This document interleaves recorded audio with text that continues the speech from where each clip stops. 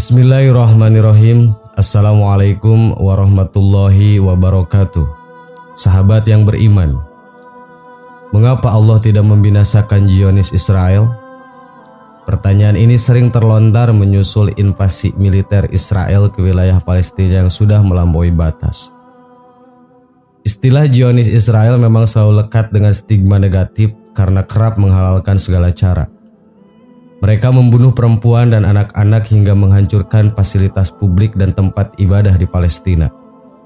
Untuk diketahui, sejarah Israel tidak terlepas dari eksistensi Yahudi yang bermula dari masa Nabi Ibrahim hingga berlanjut kepada Nabi Musa alaihi salam.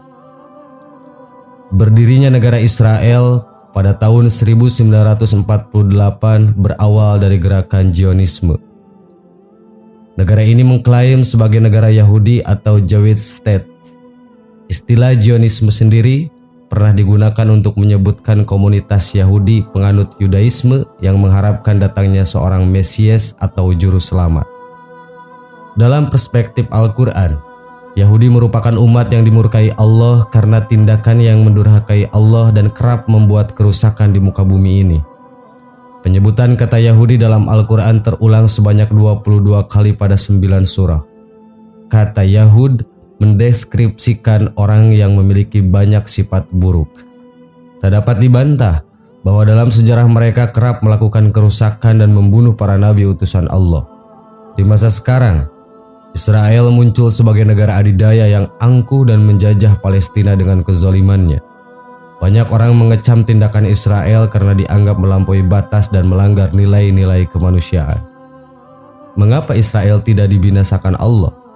Kembali ke pertanyaan tadi, mengapa Allah tidak membinasakan kaum Zionis Israel seperti kaum-kaum zalim sebelumnya? Pertanyaan ini dilontarkan kepada dosen tafsir Al-Azhar Mesir, Syekh Profesor Dr. Muhammad Jibril saat UAS masih menjadi mahasiswa Al-Azhar. Wahai Syekh, kaum Ad binasa, kaum Samud binasa, kaum Madyan binasa, Fir'aun binasa. Kenapa Allah tidak membinasakan kaum Israel ini? Sang guru ahli tafsir, Syekh Muhammad Jibril tersenyum mendengar pertanyaan ini lalu berkata, "Wahai anakku, seandainya Allah binasakan kaum Israel ini, lalu apa yang tersisa untukmu? Allah sengaja sisakan mereka sebagai medan jihad kita menolong agama Allah. Jihad yang dimaksud bukan berarti berangkat langsung ke Palestina dan memerangi Yahudi Israel. Bukan berarti selesai acara ini engkau beli tiket ke Palestina. Belajar dulu serius sampai doktor, sampai profesor, lalu dengan uangmu, hartamu, dan ilmumu engkau akan menolong saudaramu di Palestina." Jawaban Syekh Al-Azhar tadi ada benarnya. Jika semuanya sudah dihancurkan, maka apalagi yang tersisa untuk kaum muslimin? Mari kita simak kabar nubuah berikut.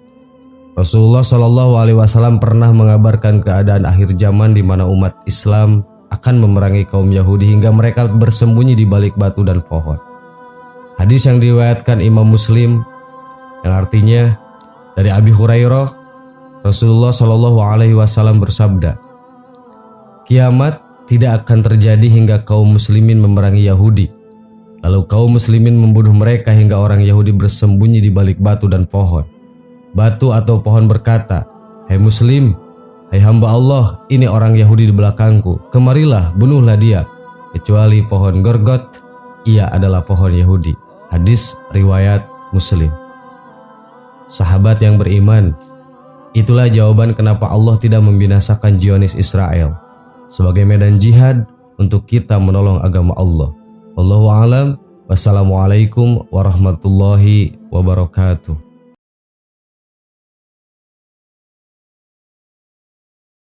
Bismillahirrahmanirrahim. Assalamualaikum warahmatullahi wabarakatuh. Sahabat yang beriman, Palestina adalah tanah suci pilihan Allah Subhanahu wa Ta'ala. Di dalamnya terdapat Masjidil Aqsa, kiblat pertama umat Islam yang gagah berdiri. Allah Subhanahu wa Ta'ala berfirman, "A'udzubillahi minasyaitonirrajim. Bismillahirrahmanirrahim. Subhanalladzi asra bi'abdihi laila minal masjidil haram ilal masjidil aqsa alladzi barakna haulahu linuriyahu min ayatina innahu huwas samiul basir." Shadaqallahul adzim. Maha suci Allah yang telah memperjalankan hamba-Nya pada suatu malam dari Al-Masjidil Haram ke Al-Masjidil Aqsa yang telah kami berkahi sekelilingnya, agar kami perlihatkan kepadanya sebagian tanda-tanda kebesaran kami. Sesungguhnya Dia adalah Maha mendengar lagi Maha mengetahui. Quran Surat Al-Isra ayat 1. Palestina yang telah lama terlibat konflik dengan Israel ini merupakan salah satu negara paling bersejarah bagi kaum muslimin. Perjalanan Rasulullah SAW menerima wahyu salat erat kaitannya dengan Masjid Al-Aqsa. Allah Subhanahu wa Ta'ala telah menyebut Palestina di dalam kitab suci Al-Quran, begitupun di dalam hadis. Beberapa hadis tentang Palestina di akhir zaman telah Rasulullah SAW sampaikan. Keberadaan Palestina sebagai negara yang diberkahi telah Allah Subhanahu wa Ta'ala sampaikan dalam Al-Quran.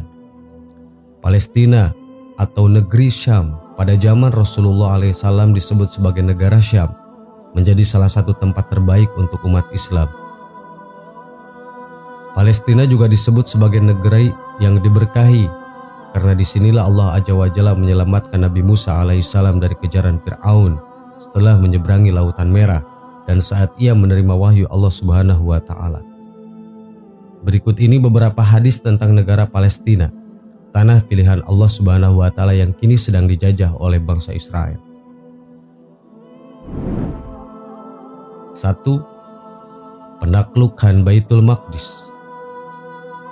Diterangkan bahwa di antara tanda-tanda kiamat adalah penaklukan Baitul Maqdis atau Masjidil Aqsa di Yerusalem, Palestina. Dijelaskan dalam hadis Auf bin Malik radhiyallahu anhu. Beliau berkata, Rasulullah SAW bersabda, "Ingatlah wahai Auf, ada 6 tanda sebelum datangnya hari kiamat." Lalu beliau menyebutkan salah satunya penaklukan Baitul Maqdis. Hadis riwayat Bukhari.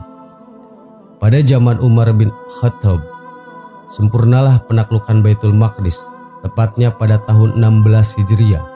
Sebagaimana disebutkan oleh para ahli sejarah, Umar radhiyallahu anhu pergi mengadakan perdamaian dengan penduduknya dan menaklukkannya, membersihkannya dari kaum Yahudi dan Nasrani, dan membangun masjid di arah kiblat Baitul Maqdis. 2. Asqalan, wilayah terbaik di Palestina. Ahmad bin An-Nadar Al-Askari meriwayatkan kepada kami dari Sa'id bin Habsin An-Nufail, dari Musa bin A'yan, dari Ibnu Syihab, dari Fitri bin Khalifah, dari Mujahid, dari Ibnu Abbas berkata, Rasulullah SAW pernah bersabda, awal urusan ini adalah kenabian dan rahmat, kemudian berikutnya kekhilafahan dan rahmat, kemudian berikutnya kerajaan dan rahmat, kemudian berikutnya pemerintahan dan rahmat, kemudian mereka saling merebutnya sebagaimana gigitan keledai. Maka wajib bagi kalian untuk berjihad, dan sesungguhnya sebaik-baiknya jihad kalian adalah ribat, terikat dengannya, dan sebaik-baik ribat adalah di Asqalan. Hadis riwayat Tabarani. Kota Asqalan dan Gaza terletak di sebelah selatan Palestina. Asqalan dan Baitul Maqdis adalah kota Baitul Jibrin yang berjarak sekira perjalanan 2 hari dengan Gaza, dan antara Baitul Jibrin dan Asqalan sejauh 32 km. 3. Palestina, tempat khilafah akhir zaman. Al-Quds adalah ibu kota atau pusat khilafah Islamiyah di akhir zaman. Rasulullah SAW pernah meletakkan tangan di atas kepala Abdullah bin Hawalah dan berkata, "Wahai Ibnu Hawalah, apabila engkau melihat khilafah telah turun di bumi yang suci, maka telah dekat keguncangan, kekacauan dan sesuatu yang besar. Ketika itu kiamat lebih dekat kepada manusia daripada tanganku ini ke kepalamu." Hadis riwayat Abu Daud dan Ahmad. 4. Palestina, tempat terbaik akhir zaman.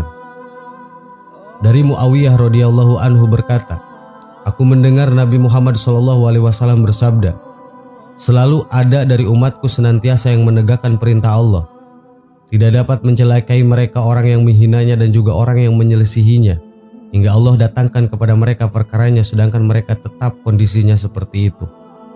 Dari Umar bin Khattab radhiyallahu an, berkata Rasulullah SAW, selalu akan ada kelompok dari umatku akan membela kebenaran hingga datangnya hari kiamat. Dari Mughirah bin Syu'bah radhiyallahu anhu berkata, aku mendengar Nabi Muhammad SAW bersabda, selalu akan ada umatku yang membela kebenaran di tengah manusia sampai datang keputusan Allah kepada mereka. Dari Imran bin Husain radhiyallahu anhu berkata, Rasulullah SAW bersabda, akan senantiasa ada kelompok dari umatku yang berperang dalam kebenaran. Mereka akan menang menghadapi orang-orang yang memusuhinya sampai akhir dari mereka dan memerangi Al-Masih Ad-Dajjal. Sahabat yang beriman, itulah beberapa hadis tentang tanah Palestina yang Allah Subhanahu wa taala jadikan tanah pilihan. Wallahu a'lam. Wassalamualaikum warahmatullahi wabarakatuh.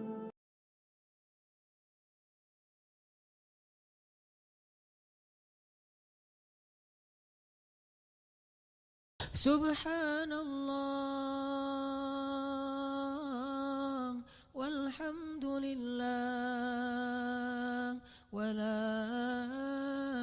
ilaha illallah wallahu akbar. Subhanallah walhamdulillah wa la